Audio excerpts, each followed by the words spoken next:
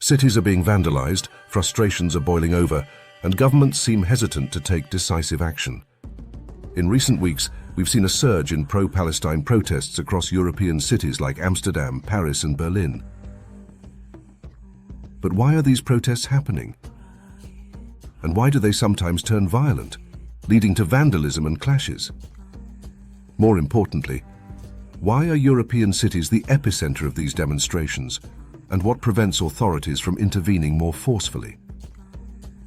In this video, we'll dive into the reasons behind these protests and explain why they're taking place in Europe, rather than in Israel or Palestine. Before we dive into this intense topic, make sure to subscribe to our channel. And don't forget to turn on the notification bell so you never miss an update. The protests are largely fueled by the escalating conflict in the Middle East. The recent violence in Gaza and Israel has sparked global outrage and solidarity with Palestinians. Many people believe that the Palestinian population is being subjected to injustice, such as military attacks, blockades, and human rights violations.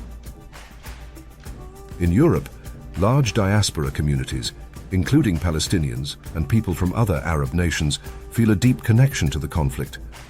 Protesting allows them to express their solidarity and demand attention for the plight of Palestinians.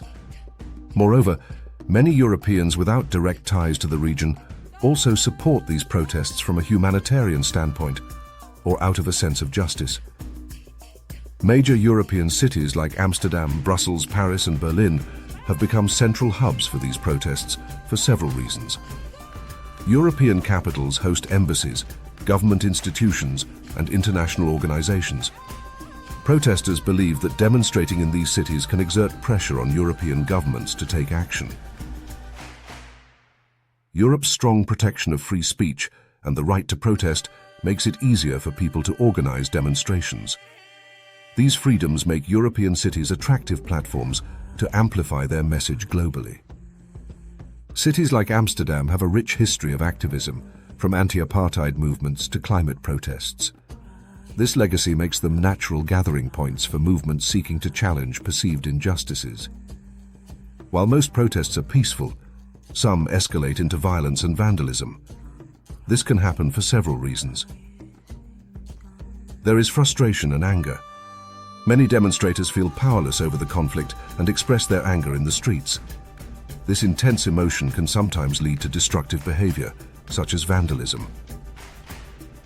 Protests sometimes escalate when police intervene, especially if a protest is unannounced or deemed illegal. In cities like Paris, we've seen confrontations between police and demonstrators, leading to further chaos. And other groups joining in. Some protests are infiltrated by groups with different agendas, aiming to use the situation to incite violence or create disorder. These groups can escalate the situation, causing property damage and further tensions. Protesters targeted buildings of the University of Amsterdam, breaking windows and spraying slogans. Some accused academic institutions of supporting colonialism through collaborations with Israeli universities. Public infrastructure like bus stops was also damaged during demonstrations in the city center. In neighborhoods like Neukölln, Berlin, protests escalated with shop windows smashed, vehicles set on fire, and subway entrances vandalized. These acts required heavy intervention by German police to restore order. Protesters set up barricades and lit fires during demonstrations. In central Paris, storefronts and public monuments, including parts of the Champs-Élysées, were damaged and spray-painted with pro-Palestinian messages. While the majority of protesters do not condone such acts, these incidents often overshadow the original purpose of the demonstrations and fuel public criticism. The political reactions to the pro-Palestinian protests in the Netherlands, Germany, and France reflect a mix of strong condemnation and complex debates about public safety and freedom of expression.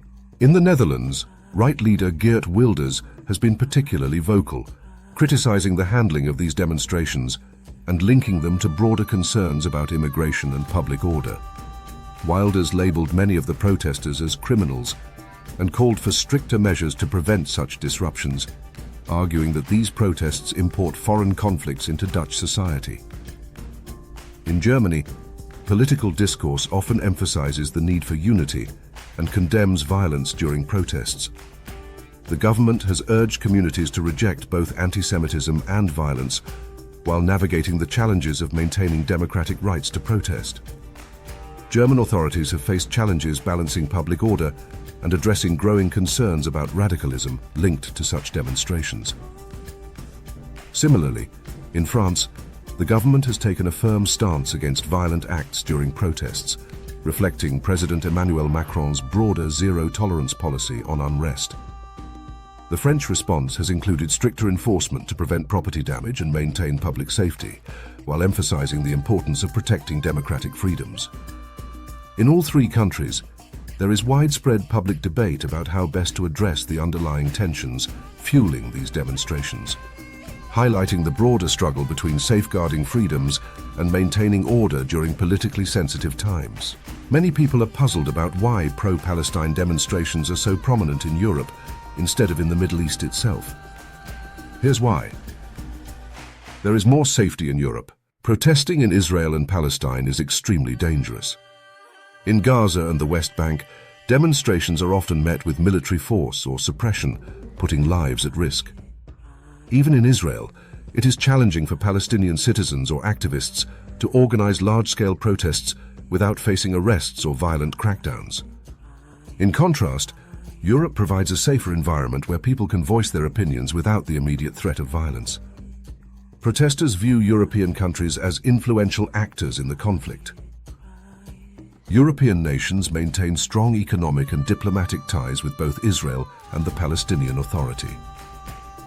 By protesting in Europe, demonstrators hope to pressure governments to take concrete action, such as suspending trade agreements with Israel or condemning military operations more forcefully.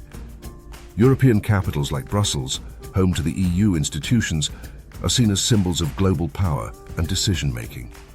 Europe is home to significant diaspora populations from the Middle East, including Palestinians. For many of them, protesting is a way to express solidarity with their families and communities affected by the conflict. It's also a way to raise awareness among Europeans about what they see as injustices in the region. Despite these reasons, many Europeans struggle to understand why these protests are happening in their cities. They see the vandalism, the disruption to daily life, and the strong emotions on display, and wonder how these actions are connected to the Middle East conflict. For them, the link between European policies and the events in Gaza or the West Bank is less tangible. This disconnect often leads to frustration and criticism of the protests, especially when they turn violent. It also highlights the tension between protesters seeking justice and local residents who feel the demonstrations are out of place in their communities. Protests in Europe are taking place because it is safer here and because the demonstrators hope that European countries will play a bigger role in the conflict. It is a concept among many Europeans who feel that these protests do not belong in their cities. This tension makes the subject extra complex and involved. What do you think? How should European countries respond to these demonstrations? Share your thoughts in the comments, and don't forget to subscribe for more updates and analysis on Europe.